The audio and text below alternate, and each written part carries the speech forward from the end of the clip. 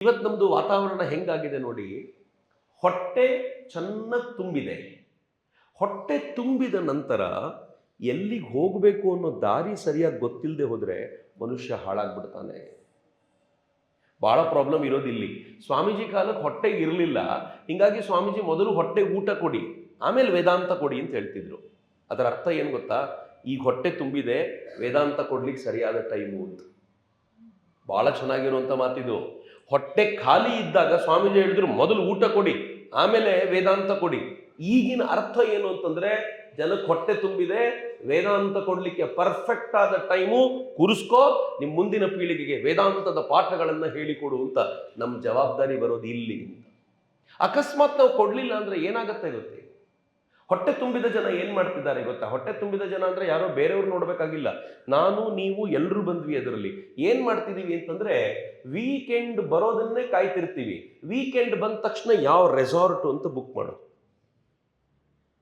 99% ಜನ ನಾನು ನೋಡೋದು ಯಾವ ಹೋಟೆಲ್ ಅಂತ ಬುಕ್ ಮಾಡ್ಕೊಳ್ಳೋದು. ಯಾವ ಹೋಟ್ಲಲ್ಲಿ ಊಟಕ್ಕೆ ಹೋಗ್ಬೇಕು, ಯಾವ ಹೋಟ್ಲಲ್ಲಿ ತಿಂಡಿ ತಿನ್ಬೇಕು, ಯಾವ ಹೋಟೆಲ್, ಆ ರೀಲ್ಗಳಲ್ಲಿ 28 ಹೋಟೆಲ್ಗಳ ವಿಡಿಯೋ ಬರುತ್ತೆ, ಯಾವ ಹೋಟೆಲಿಗೆ ಹೋಗಬೇಕು ಅಂತ ಸರಿಯಾದ ಡೈರೆಕ್ಷನ್ ಸಿಗದೆ ಹೋದ್ರೆ ಹಿಂಗೆ.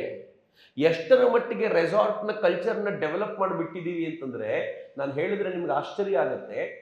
ಎಲ್ಲೆಲ್ಲಿ ಸಮುದ್ರದ ಸ್ವಲ್ಪ ಭಾಗ ಕಾಣುತ್ತೋ ಅಲ್ಲೆಲ್ಲ ರೆಸಾರ್ಟ್ ಬಂದಿದೆ ಇವತ್ತು. ಸ್ವಲ್ಪ ಭಾಗ ಕಾಣುತ್ತಷ್ಟೇ. ಅವ್ರಿಗೆ ಸಮುದ್ರ ಏನು ವಿಶಾಲ ಸಮುದ್ರದಲ್ಲಿ ಮುಳುಗುವಷ್ಟು ಸಿಗೋದಿಲ್ಲ, ಸ್ವಲ್ಪ ಸಮುದ್ರ ನೋಡ್ಲಿಕ್ಕೆ ಸಿಗುತ್ತೆ ಅನ್ನೋ ಜಾಗದಲ್ಲಿದ್ದ ಒಂದು ಮನೆ ಇವತ್ತು ಗೆಸ್ಟ್ ಹೌಸು. ಮರವಂತೆಯಲ್ಲಿ ಒಂದು ಗೆಸ್ಟ್ ಹೌಸು. ಆಶ್ಚರ್ಯ ನನಗೆ, 1 ನೈಟ್ ಪರಿವಾರಕ್ಕೆ 50,000 ರೂಪಾಯಿ ಬಾಡಿಗೆ. ನಾನು ಓನರ್ನ ಕೇಳಿದೆ, ಬರ್ತಾರ ಜನ? ಬರ್ತಾರ ಸರ್, ಇನ್ಫ್ಲೂಯೆನ್ಸ್ ಮಾಡಿಸ್ತಾರೆ ನನಗೆ, ಹೆಂಗಾದ್ರೂ ಒಂದಿನ ಕೊಡಿಸು ಅಂತ. ಯಾರ್ಯಾರ ಹತ್ರ MLA MP ಗಳೆಲ್ಲ ಇನ್ಫ್ಲೂಯೆನ್ಸ್ ಮಾಡಿ ನಂಗೆ ತುಂಬ ಬೇಕಾದವರಪ್ಪ, ಒಂದು ಮನೆ ಕೊಡುವಲ್ಲಿ, ಒಂದಿನ ಬಾಡಿಗೆ ಕೊಡೋರಿಗೆ ಅಂತ ಕೇಳುವ ಮಟ್ಟಿಗೆ ಜನ ಎಷ್ಟರ ಮಟ್ಟಿಗೆ ಓಡ್ತಾ ಇದ್ದಾರೆ ಅಂತಂದ್ರೆ, ಓಡೋದು ಅಲ್ಲಿ ಹೋಗೋದು, ತಿನ್ನೋದು. ನಾನು ಯಾವುದನ್ನು ತಪ್ಪು ಅಂತ ಹೇಳ್ತಾ ಇಲ್ಲ.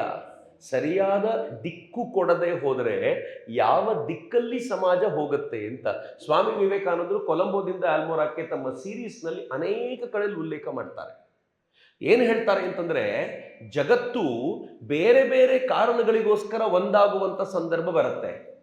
ಒಂದು ಕಾಲದಲ್ಲಿ ಇಸ್ಲಾಂ ಜಗತ್ತನ್ನೆಲ್ಲ, ಮೊದಲು ಗ್ರೀಕ್ನವರು ಜಗತ್ತನ್ನೆಲ್ಲ ಒಂದು ಮಾಡ್ತೀವಿ ಅಂತ ಹೋದ್ರು, ಒಂದು ಮಾಡಿದ ಕಾಲಕ್ಕೆ ಜಗತ್ತಿಗೆ ಜ್ಞಾನ ಕೊಟ್ಟಿದ್ದು ಭಾರತ ಅಂತ.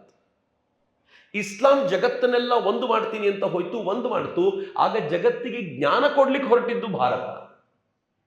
ಕ್ರಿಶ್ಚಿಯನ್ರು ಜಗತ್ತನ್ನೆಲ್ಲ ಒಂದು ಮಾಡ್ತೀನಿ ಅಂತ ವಿವೇಕಾನಂದರ ಕಾಲದಲ್ಲಿ ಹೊರಟರು. ಅವರು ಒಂದು ಮಾಡಿದ ಜಗತ್ತಿನಲ್ಲಿ ಹಿಂದೂ ಧರ್ಮದ ಡಿಂಡಿಮವನ್ನು ಬಾರಿಸಿದ್ದು ವಿವೇಕಾನಂದರು. ಜಗತ್ತನ್ನು ಒಂದು ಮಾಡಿದ್ದವರು.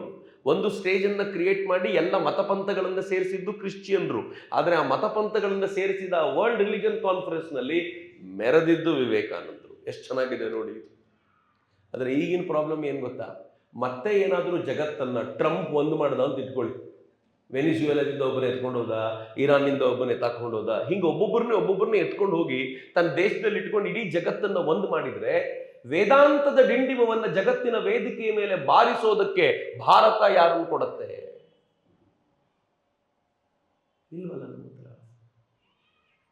ಆ ಬದುಕನ್ನ ಆಯ್ತಪ್ಪ, ಯಾರೋ 4 ಜನ ವೇದಾಂತದ ಬಗ್ಗೆ ಮಾತನಾಡ್ತಾರೆ ಅಂತ ಹೇಳಿದರೆ, ಜಗತ್ತೇನಾದರೂ ತಿರುಗಿ ನಿಂತು ನಿನ್ನ ದೇಶದಲ್ಲಿ ಬದುಕೋ ಜನ 4 ಜನ ಇಲ್ಲ, ಬಂದು ನಮಗೆ ಪಾಠ ಮಾಡ್ತಿದ್ಯಾ ಅಂತ ಕೇಳಿದರೆ ಏನು ಹೇಳ್ತೀರಾ? ಈಗ ಸ್ವಾಮಿ ವಿವೇಕಾನಂದರು ಬೇಕಾಗ್ತಾರೆ ಅಂತ. ಅದಕ್ಕೆ ನಾನು ಹೇಳೋದು, ವಿವೇಕಾನಂದರ ಸೆಕೆಂಡ್ ಫೇಸ್ ಈಗ ಶುರುವಾಗಿದೆ. ಫಸ್ಟ್ ಫೇಸ್ ಮುಗೀತು. ಫಸ್ಟ್ ಫೇಸ್ನಲ್ಲಿ ಭಾವುಕ ವಿವೇಕಾನಂದರು ನೋಡಿದ್ವಲ್ಲ, ಈಗ ವೇದಾಂತಿ ವಿವೇಕಾನಂದರನ್ನ ನೋಡುವಂಥ ಸಂದರ್ಭ ಈಗ ಬಂದಿದೆ ಅಂತ. ಹೀಗಾಗಿ ಇವತ್ತು ನಾವು ಹೊಸ ಭಾರತವನ್ನು ಹೊಸ ಸ್ವರೂಪದಲ್ಲಿ ಕಟ್ಟಬೇಕಾಗಿದೆ. ಆ ಹೊಸ ಸ್ವರೂಪ ಏನಾಗಿರಬೇಕು ಅಂತಂದರೆ, ಆರ್ಯಭಟ ಮತ್ತು ವರಾಹ ಮಿಹಿರರು ಹುಟ್ಟಬೇಕಾಗಿದೆ ನಮ್ಮ ನಡುವೆ ಭಾಸ್ಕರಾಚಾರ್ಯರು ಬರಬೇಕಾಗಿದೆ. ನಮ್ಮ ನಡುವೆ ಸುಶ್ರುತ ಚರಕರಂತ ವೈದ್ಯ ವಿಜ್ಞಾನಿಗಳು ಬರಬೇಕಾಗಿದೆ. ನಮ್ಮ ನಡುವೆ ಕಣಾದನಂತ ಅಟೋಮಿಕ್ ಸೈಂಟಿಸ್ಟ್ ಬರಬೇಕಾಗಿದೆ. ಈ ಸೈಂಟಿಸ್ಟ್ಗಳ ಬಗ್ಗೆ ನಾನು ಮಾತನಾಡ್ತಿಲ್ಲ, ಆ ಸೈಂಟಿಸ್ಟ್ಗಳ ಬಗ್ಗೆ ಮಾತನಾಡ್ತಿದ್ದೀನಿ. ಏನದರ ಅರ್ಥ ಅಂತಂದ್ರೆ, ಹೃದಯದಲ್ಲಿ ವೇದಾಂತ ಇರಬೇಕು, ಮೆದುಳು ತುಂಬ ಆಧುನಿಕ ಜಗತ್ತಿಗೆ ಬೇಕಾಗಿರುವ ಸಮಸ್ಯೆಗಳಿಗೆ ಸೊಲ್ಯೂಷನ್ ಕೊಡಲಿಕ್ಕೆ ಸಾಧ್ಯ ಇರಬೇಕು ಅಂತ. ವೇದಾಂತವೇ ಹೃದಯದಲ್ಲಿಲ್ಲದ ಶುಷ್ಕವಾಗಿರುವಂಥ ಒಂದು ಮೈಂಡನ್ನು ತೆಗೆದುಕೊಂಡು ಹೊಸ ಭಾರತವನ್ನ ಹೊಸ ಸ್ವರೂಪದಲ್ಲಿ ಕಟ್ಟಲಿಕ್ಕೆ ಸಾಧ್ಯವಿಲ್ಲ. ಇದು ನಾನು ಹೇಳ್ತಾ ಇರೋದಲ್ಲ, ವಿವೇಕಾನಂದರು. ನನಗೆ ಯಾವಾಗ ಸ್ವಾಮಿ ವಿವೇಕಾನಂದ ರಿಲೆವೆಂಟ್ ಹೌದೋ ಅಲ್ವೋ ಅಂದಾಗ ಮತ್ ಓದ್ತಿದ್ದೆ ವಿವೇಕಾನಂದರು ಹೇಳಿದ್ದು ಯಾವುದನ್ನು ಹಿಡ್ಕೋಬೇಕು ಅಂತ.